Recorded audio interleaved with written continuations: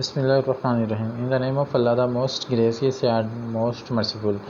My name is Abdul Rahman, and I am going to tell you about structure of atoms. History. Atom کا لفظ سب سے پہلے یونانی philosopher democrats نے استعمال کیا. اس نے تجویز کیا کہ مادہ چھوٹے چھوٹے ناقابل تقسیم پارٹیکل سے بنا ہوا ہے جنہیں ایٹمز کہتے ہیں. ایٹم کا نام یونانی لفظ ایٹوم سے ماخوذ ہے جس کا مطلب ناقابل تقسیم. 1803 میں جان ڈالٹن نے پہلی مرتبہ اٹامک تھیوری پیش کی. اس کے مطابق تمام مادہ چھوٹے چھوٹے ناقابل تقسیم پارٹیکلز جنہیں ایٹمز کہتے ہیں سے بنا ہوا ہے. 19ویں صدی کے آخر تک یہی سمجھا جا رہا تھا کہ ایٹم ناقابل تقسیم ہیں. تاہم 20ویں صدی کے آغاز میں گولڈ اسٹائن، جے تھامسن، بوہر، رذرفورڈ اور دوسرے سائنسدان نے تجربات سے ثابت کیا کہ ایٹمز سب ایٹمک پارٹیکلز الیکٹرانز، پروٹونز اور نیوٹرونز سے بنا ہوا ہے. And then further discovery of electrons. 1897 میں جے تھامسن نے الیکٹران دریافت کیا تھا جب وہ کیتھوڈ کی کرنوں کا مطالعہ کر رہا تھا. جب خارج ہونے والی کرنوں کا مطالعہ کرتے وقت جے تھامسن نے چارج ماس ای اور ایم کی نسبت دریافت کیا. اس سے یہ ظاہر ہوا کہ کیتھوڈ کی کرنیں چارج پارٹیکل پر مشتمل ہو سکتی ہیں. And discharge tube experiment. 1879 میں سر ولیم کروکس نے بہت کم پریشر پر گیس میں سے کرنٹ گزار کر تجربات کیا.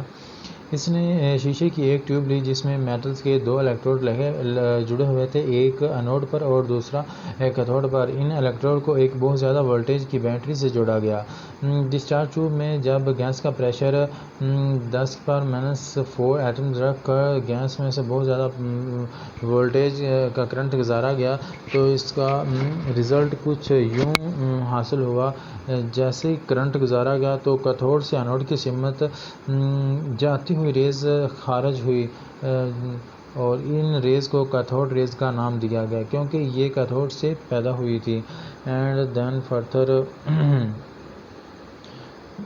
جے تھامسن نے معلوم کیا کہ ایٹم کے اندر چھوٹے منفی چارج والے ذرات تھے جسے وہ الیکٹران کہتے ہیں. And property of cathode raise. یہ ریز جسم پر پڑیں تو اس کا درجہ حرارت بڑھ جاتا ہے. یہ ریز کیتھوڈ کی سطح سے خط مستقیم میں سفر کرتی ہیں. ان کے راستے میں اگر کوئی غیر شفاف ٹھوس چیز رکھ دی جائے تو ان کا سایہ بناتی ہیں. الیکٹرک فیلڈ میں ان ریز کا جھکاؤ پازیٹیو پلیٹ کی جانب ہوتا ہے جس سے ظاہر ہوتا ہے کہ ان پر نیگیٹو چارج ہے. And then further discovery of protons.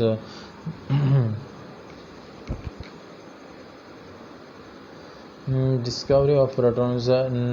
1886 میں گولڈ اسٹائن نے پازیٹیو چارج والے پارٹیکل دریافت کیے جو پروٹون کہلاتے ہیں.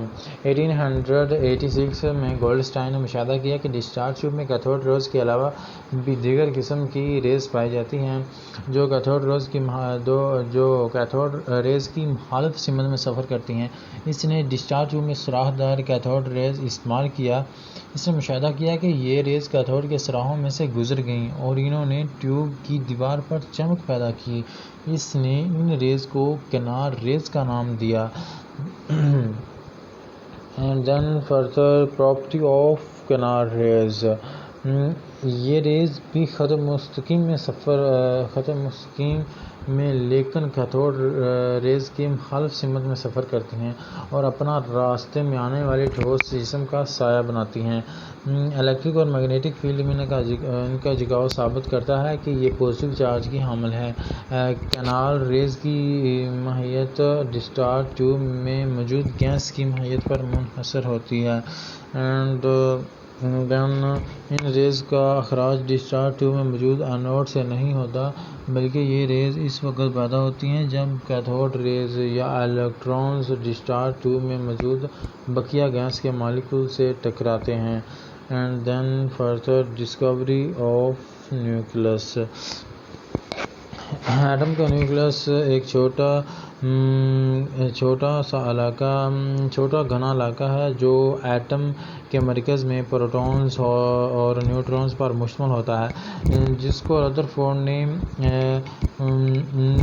1909 میں سونے کے ورق پر تجربے کی بنیاد پر 1911 میں دریافت کیا تھا۔ اینڈ گولڈ فوئل ایکسپیریمنٹ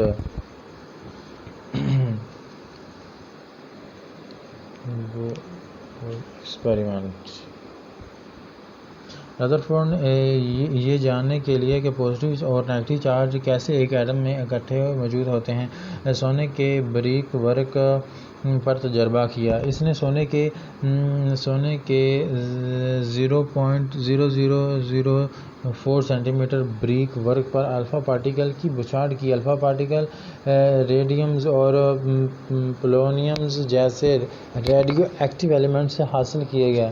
اصل میں یہ ہیلیمز گیس کے نیوکلیائی تھے اور کافی حد تک مادے کے اندر سرایت کر سکتے تھے۔ سونے کے ورق کے پیچھے اس نے فوٹوگرافک پلیٹ یا زنک سلفائڈ سے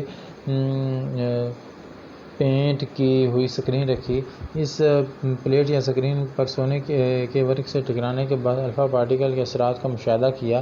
ردرفورڈ نے اسے ثابت کیا کہ ایٹم کا پڈنگز ماڈل درست نہیں تھا۔ اینڈ دین آبزرویشنز تقریباً تمام الفا پارٹیکل سونے کے ورق میں سے بغیر راستہ تبدیل کیے سیدھا گزر گیا۔ اینڈ دین سیکنڈ تقریباً 20,000 الفا پارٹیکل میں سے صرف چند کا جھکاؤ بہت بڑے زاویے پر ہوا اور بہت کم پارٹیکل سونے کے ورق سے ٹکرا کر واپس آ گئے۔ اینڈ دین فردر ریزلٹ چونکہ بہت سے الفا پارٹیکل سونے کے ورق میں سے بغیر کسی جھکاؤ کے گزر گئے، اس لیے ایٹم کا زیادہ تر والیوم خالی تھا۔ چند الفا پارٹیکل کا جھکاؤ یہ ثابت کرتا ہے کہ ایٹم کے مرکز میں پازیٹیو چارج تھا، جسے ایٹم کا نیوکلس کہا گیا، اور چند الفا پارٹیکل کا مکمل طور پر واپس مڑنا یہ ظاہر کرتا تھا کہ نیوکلس میں بہت ہی کثیف اور سخت ہے۔ اور یہ بھی تھا کہ الیکٹرونز نیوکلس کے گرد گردش کرتے ہیں۔ اینڈ دین فردر ڈیفیکٹس اگرچہ ردرفورڈ کے ماڈل نے یہ ثابت کر دیا تھا کہ ایٹم کا پڈنگز ماڈل درست نہیں ہے، لیکن اس کے اپنے ماڈل میں بھی درج ذیل نقائص موجود تھے۔ ریڈی ایشن کی کلاسیکل تھیوری کے مطابق الیکٹرونز چونکہ چارج رکھتے ہیں، اس لیے انہیں مسلسل انرجی خارج کرنا چاہیے اور آخر کار ان کا نیوکلس میں گر جانا چاہیے۔ نمبر 2، اگر الیکٹرون مسلسل انرجی خارج کرتے ہیں تو انہیں روشنی کا مسلسل اسپیکٹرم بنانا چاہیے، لیکن حقیقت میں ایٹم صرف لائن اسپیکٹرم ہی بناتا ہے۔ And then further discovery of neutrons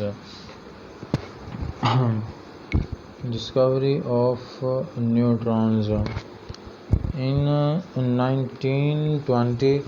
1920 میں ردرفورڈ نے مشاہدہ کیا کہ اس نے پیشگوئی کی کہ کسی ایک ایٹم میں پروٹون کی ماس کے مساوی کچھ دیگر اور پارٹیکل بھی پائے جاتے ہیں جن پر کوئی چارج نہیں ہوتا۔ بس سائنسدان نے ان نیوٹرل پارٹیکل کی تلاش شروع کر دی۔ آخرکار 1932 میں ایک سائنسدان چیڈوک نے نیوٹرون دریافت کر لیا۔ یہ پارٹیکل اس وقت دریافت ہوئے جب اس نے برینیم پر الفا پارٹیکل کی بچھاڑ کی۔ اس نے مشاہدہ کیا کہ اس عمل سے خاصی زیادہ سرایت کرنے والی ریڈیشنز پیدا ہوئی۔ ان ریڈیشن کو نیوٹرونز کا نام دیا گیا۔ And then experiment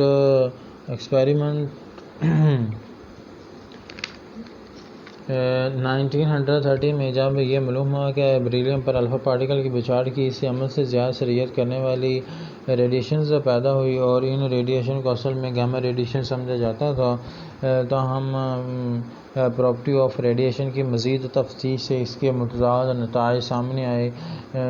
like گیما raise, یہ ریڈیشن کسی الیکٹرک اور میگنیٹک فیلڈ سے متاثر نہیں ہوتی تھی، اور دوسری ریڈیشن بھی کسی الیکٹرک اور میگنیٹک فیلڈ سے متاثر نہیں ہوتی تھی. شاید یہی وجہ سے ان کو گیما ریڈیشن کہا گیا تھا. اینڈ دین جس ایکویشن شو ڈیٹ ہیلیم جو کہ الفا پارٹیکل ہیں جب بیریلیم پر ہٹ کریں گے تو کاربن 12 پروڈیوس ہوگی اور ساتھ میں نیوٹرانز بھی ریلیز ہوں گے، جیسا کہ ڈائیگرام میں دکھایا گیا ہے. جب الفا پارٹیکل نکلیں گے جو آگے بیریلیم پر ہٹ کریں گے اور بیریلیم سے نیوٹرانز نکلیں گے جو آگے ریچ ہائیڈروجن پیرافین ویکس پر ہٹ کریں گے جو کہ پروٹون بھی ہے، اور پھر اس سے پروٹون نکلیں گے جو آگے جا کے ڈیٹیکٹر سے ہٹ کریں گے. پھر اس سے ڈیفلیکشن شو ہوگی بلاہر، جس سے ہمیں پتہ چلے گا کہ یہ گیما ریڈیشن نہیں ہے اور ان پر کوئی چارج نہیں ہے، یعنی یہ نیوٹرل ہیں.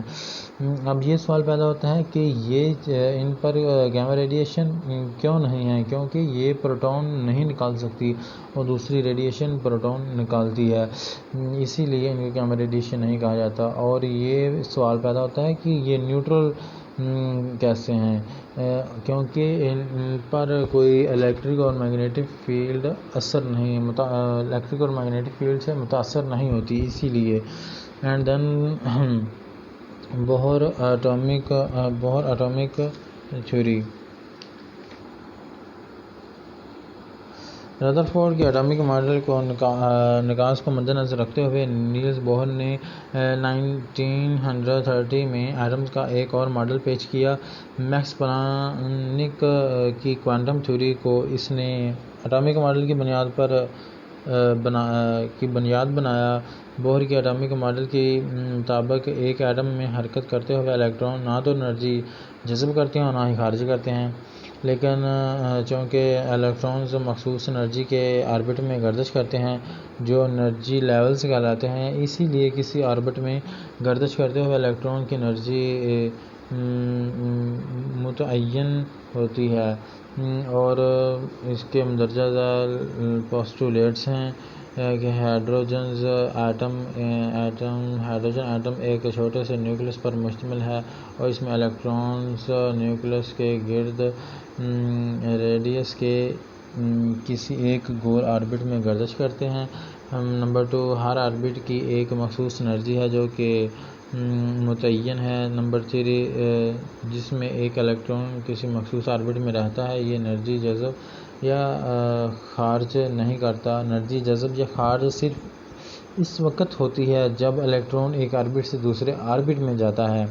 نمبر 4، جب الیکٹران کم انرجی والے آربٹ سے زیادہ انرجی والے آربٹ میں منتقل ہوتے ہیں تو یہ انرجی جذب کرتا ہے. اسی طرح جب الیکٹران زیادہ انرجی والے آربٹ سے کم انرجی والے آربٹ میں واپس آتا ہے تو انرجی خارج کرتا ہے. انرجی میں اس تبدیلی کو ڈیلٹا ای کو پلانکس کی مساوات سے معلوم کیا جا سکتا ہے، جیسا کہ delta E E2 - E1. That's it and thank you.